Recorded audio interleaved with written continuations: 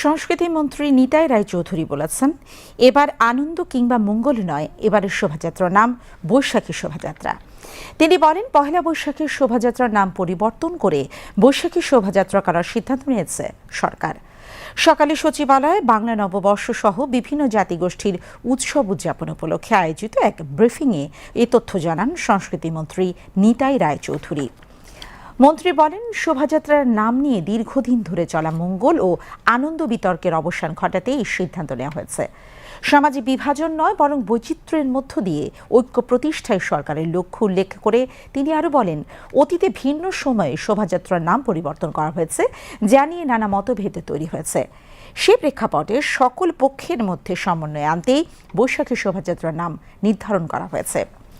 এদিকে শোভাযাত্রাকে ঘিরে নিরাপত্তা নিশ্চিতে প্রয়োজনীয় প্রস্তুতি নেওয়া হয়েছে বলে জানিয়েছে ঢাকা বিশ্ববিদ্যালয় প্রশাসন। বিশ্ববিদ্যালয়ের প্রক্টর সাইফুদ্দিন আহমেদ বলেন, যে কোনো পরিস্থিতি মোকাবেলায় তারা সজাগ রয়েছে।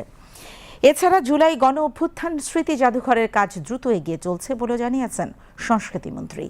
খুব শিগগিরই জাদুঘরটি চালু করা হবে বলে জানান তিনি।